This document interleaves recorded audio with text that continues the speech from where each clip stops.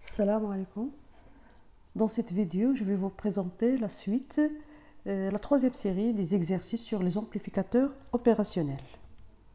Exercice numéro 6, soit le montage suivant. Un montage à base d'amplificateurs opérationnels. La première question, on demande quel est le mode de fonctionnement du composant ici, l'amplificateur opérationnel, et justifiez bien sûr votre réponse.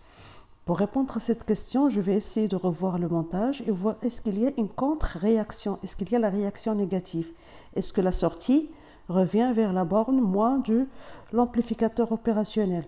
Donc ici on a un montage sans réaction. Puisque le montage est sans réaction, c'est le mode non linéaire, c'est-à-dire le mode de saturation, le mode de commutation, le mode logique. Voilà, mode non linéaire, saturation, car il n'y a pas de contre-réaction. La deuxième question, identifier le montage. Quelle est la fonction qui sera réalisée par ce montage ou bien quel est le nom de ce montage? Automatiquement, ici, le AOP va fonctionner comme un comparateur. Elle compare le E+, avec le E-. Ça va être un comparateur, d'accord? Puisqu'il n'y a pas la contre-réaction. Mais quel type de comparateur ici? Il suffit de voir l'information d'entrée, l'information qu'on va prélever du capteur. Elle est appliquée à la borne moins. Ça va être un comparateur inverseur. Et on va démontrer par la suite que, effectivement, le montage va réaliser le comparateur inverseur. Voilà, donc je trace le schéma synoptique. Comparateur inverseur à combien de seuils? À un seuil. Pourquoi? Parce qu'il n'y a pas la réaction positive. On verra dans d'autres vidéos les montages avec la réaction positive. Donc, si le montage ne présente pas de contre-réaction et il n'y a pas de contre-réaction, ni de réaction ni de contre-réaction, c'est-à-dire le montage sans réaction, automatiquement c'est le comparateur. À combien de seuils? À un seuil. Si l'entrée est appliquée à la borne moins, elle sera inverseur. S'il est appliqué à la borne plus, c'est le non inverseur. Voilà, donc pour notre montage, comparateur inverseur à un seuil, tension d'entrée UE, tension de sortie US, et il nous faut le seuil, la référence, une valeur constante, d'accord? Je peux remarquer ici qu'on a un pont diviseur. C'est ce qu'on va calculer par la suite. Voilà, donc comparateur inverseur à un seuil. L'entrée qui peut être analogique, la sortie qui va devenir logique. Et bien sûr, la comparaison se fait selon le seuil de référence ici. Question suivante. Calculer la valeur de E+. Le E+, où se trouve le E+? Je vais chercher où se trouve le E+, d'accord? On va placer la convention de E+. C'est la tension aux bornes de la résistance R2. L'amplificateur idéal, les courants I plus I moins égale à 0. Donc je peux remarquer qu'on a ici un pont diviseur. Un pont diviseur, la tension VCC va se diviser entre la résistance R1 et la résistance R2. Donc je calcule E plus sera égal à VCC R2 sur R1 plus R2. Application numérique, bien sûr, en appliquant le diviseur de tension. Tracez maintenant la caractéristique de transfert de ce montage. La caractéristique de transfert, c'est la sortie en fonction de l'entrée pour vérifier effectivement est-ce qu'on a le comparateur inverseur. D'accord? Un seuil. Pour cela, on commence déjà par dire qu'en mode linéaire, on a toujours E+, le comparateur aussi, ou bien l'amplificateur opérationnel réalise la comparaison entre la borne plus et la borne moins. E plus supérieur à E moins, automatiquement la sortie va prendre le 1 logique. Le 1 logique, ça peut être la tension d'alimentation positive ou bien la tension de saturation V7. E plus inférieur à E moins, la sortie va prendre le 0 logique, d'accord? Le 0 logique, moins V7, moins 15 par exemple dans notre cas, ou bien moins la tension inférieure d'alimentation. Donc, quel que soit le comparateur réalisé inverseur, non inverseur, à un seuil, à deux seuils, toujours l'amplificateur opérationnel, le composant est en train de comparer l'entrée plus avec l'entrée moins. Bien sûr, pour que je puisse tracer la caractéristique de transfert, je dois essayer de revoir le montage pour voir à quoi est égal le E+, et à quoi est égal le E-. Voilà, donc le E+, On a déjà calculé le E plus est égal à 3 volts. Ça va être notre V référence, le seuil, d'accord? Et le E moins se trouve à ce niveau-là. Le E moins, ce n'est que la tension d'entrée. Donc E plus V référence, seuil 3 volts qu'on a déjà calculé, et le E moins égale à la tension d'entrée. Donc la tension d'entrée va être comparée, soit ça va être soit supérieure, soit inférieure à la tension de seuil 3 volts. Donc on va essayer de remplacer ici E plus supérieur à E moins. Je remplace le E plus par sa valeur, V référence supérieur à E moins. E moins, ce n'est que le UE. Ça implique que la tension d'entrée UE sera inférieure à 3 volts. Donc j'ai uniquement inversé le sens ici, j'ai déplacé les éléments.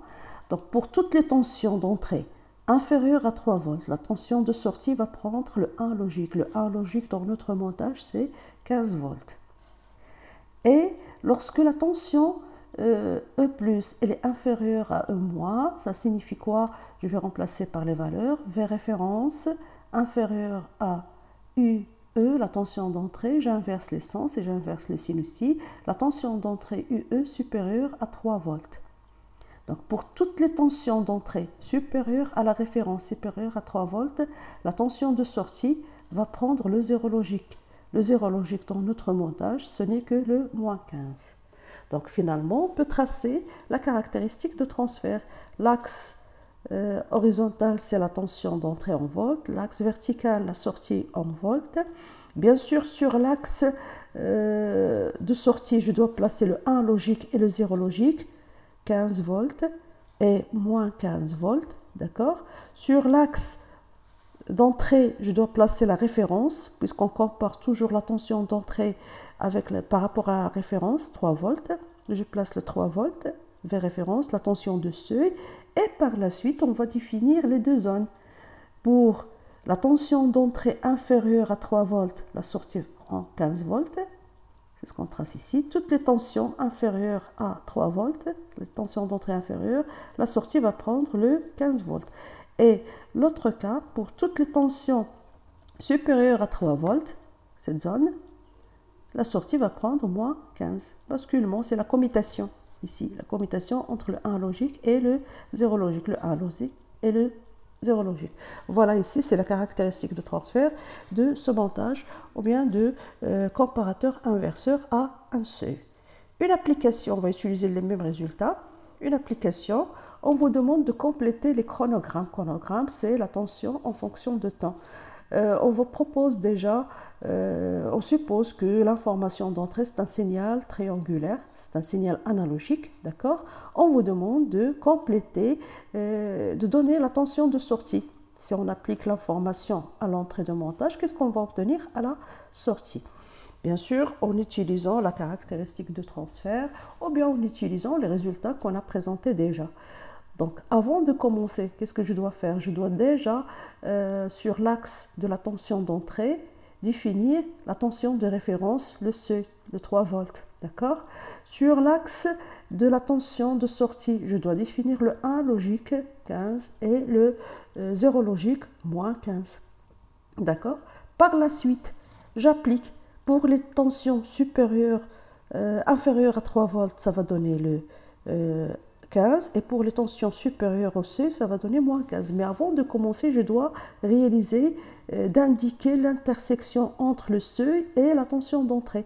Voilà, donc par des pointillés, je vais prolonger sur l'axe de la tension de sortie l'intersection de la tension d'entrée avec la référence, le seuil. Je vais faire la même chose pour les autres périodes. Voilà.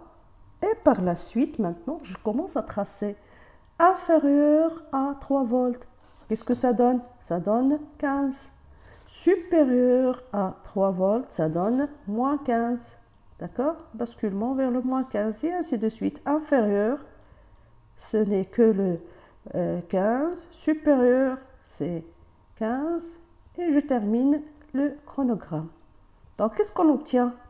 Qu'est-ce que vous remarquez? Un signal analogique et à la sortie, on a obtenu un signal qui ne va prendre que des 1 logiques et des zéros logiques. Donc finalement, je peux dire que j'obtiens un signal logique. Voilà. Donc la question suivante, déduire la fonction réalisée par ce montage. La fonction qui sera réalisée par le montage, ou bien l'intérêt de notre montage, ou bien le rôle, c'est la mise en forme. C'est quoi la mise en forme? C'est convertir un signal analogique vers un signal logique. Je passe maintenant à l'exercice numéro 7, soit le montage, l'exercice numéro 7, c'est-à-dire le deuxième exercice de la série 3, soit le montage suivant. Donc toujours, on a un montage sans réaction. Quelle est la fonction réalisée par ce montage? Pour répondre, je dois voir est-ce qu'il y a des réactions. Montage sans réaction, automatiquement, c'est un comparateur. Quel type de comparateur? Je vais essayer de voir l'information d'entrée. Quand on a prélevé du capteur est appliqué où? Est appliqué la borne plus. Donc, ça va être un comparateur non inverseur. À combien de seuils? Il n'y a pas la réaction positive, ça veut dire à un seuil. Le schéma synoptique, toujours, la tension d'entrée, la tension de sortie et à ne pas oublier le seuil, la référence.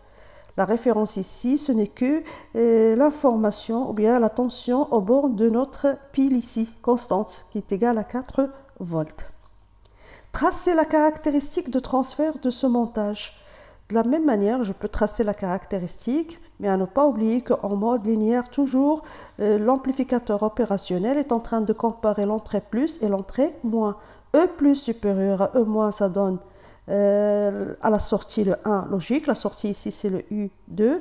E plus inférieur à E moins, à la sortie, on va obtenir le 0 logique. Quel que soit le type de comparateur, inverseur, non inverseur, à un seuil, à deux seuils, peu importe. On va maintenant appliquer ces deux points sur notre montage. D'après le montage, qu'est-ce qu'on a? Le E plus, c'est égal à UE, c'est la tension d'entrée. Le E moins, d'accord, ce n'est que la tension de ce, c'est la référence, c'est 4 volts. Je vais remplacer ici le E plus et le E moins par les valeurs qu'on a déjà trouvées. U1, la tension U1 sera lorsqu'il est supérieur à V référence, d'accord, on a remplacé ici par les valeurs qu'on a trouvées, V référence qui est égal à 4 volts, la sortie va prendre quelle valeur? Elle va prendre le 1 logique, d'accord, elle va prendre le 1 logique. Le 1 logique ici, soit V de saturation, ou bien c'est la tension d'alimentation ici, si on travaille avec un amplificateur idéal. Donc ce serait 12 volts, c'est le 1 logique. Pour l'autre cas de comparaison, le E plus inférieur à E moins, je remplace U1 inférieur à V référence qui est égal à 4 volts. U2, la sortie va prendre le 0 logique. Et le 0 logique, ce n'est que la tension, c'est la masse ici. Vous pouvez remarquer qu'on a changé ici, c'est la masse, ça va être le 0 volt. Si je veux que ma sortie soit une tension variable entre 0 et une tension positive, c'est ce qu'il faut faire. Je prends l'alimentation ici, égale à le point d'alimentation ici négatif, je le mets à la base. Caractéristiques de transfert maintenant. Tension, les deux axes, donc la sortie en verticale, l'entrée en horizontale. À ne pas oublier de définir le 1 logique de la sortie, 12 volts, et le 0 logique, c'est-à-dire le 0 volt. Bien sûr, ici, je dois définir la référence sur l'axe des entrées, la tension de seuil, 4 volts, tension de référence. Et bien sûr, j'ai maintenant les tensions d'entrée U1 inférieures à V référence et les tensions supérieures. D'accord? Pour les tensions inférieures, ici, pour les tensions inférieures, qu'est-ce que ça donne? Ça donne le 0. Voilà, toutes les tensions inférieure négatif ou bien positif, ça donne la sortie égale à 0. Et pour toutes les tensions supérieures, ici, toutes les tensions supérieures, voilà, toutes les tensions supérieures, qu'est-ce qu'on trouve? C'est le 12 volts. Les tensions supérieures, 12 volts. Voilà, ici, on a la caractéristique de transfert d'un comparateur non inverseur à un seuil. Si on a modifié ici la tension d'alimentation, au lieu d'alimenter avec le 0, j'alimente avec moins 12. Bien sûr, ici, le 0 logique va être déplacé vers la valeur négative, moins 12. Et une petite application, chronogramme. On suppose que le E1, c'est une information qu'on va prélever d'un capteur de lumière, par exemple, où il y a certaines perturbations, et on veut rendre le signal conforme à la partie traitée. Voilà, donc vous pouvez remarquer ici l'information d'entrée présente certaines perturbations, certaines parasites. Bien sûr, j'introduis l'information à l'entrée de montage. À la sortie, qu'est-ce qu'on va obtenir? Bien sûr, il faut obtenir un signal purement propre et logique. Voilà, donc pour commencer déjà, toujours sur l'axe de l'entrée, je dois présenter, ou bien je dois tracer la référence, 4 volts. Pour l'axe de sortie, le 1 logique, 12 volts et le 0 logique. Et par la suite, les intersections. Les intersections de l'entrée avec la référence. Je prolonge les points d'intersection et par la suite, je commence à établir, voir quand est-ce que je vais mettre le 12 et quand est-ce que je vais mettre le 0. Pour toutes les tensions inférieures à V référence, ça donne le 0 logique. D'accord? Et pour toutes les tensions supérieures, ça donne le 1 logique. 0 logique, 1 logique. Et comme ça, le comparateur va corriger le signal. Il va le mettre en forme. Donc le montage finalement, le rôle, c'est quoi? C'est la mise en forme. On obtient un signal logique correct qu'on va envoyer vers la partie traitée. Merci pour votre attention et à la prochaine vidéo.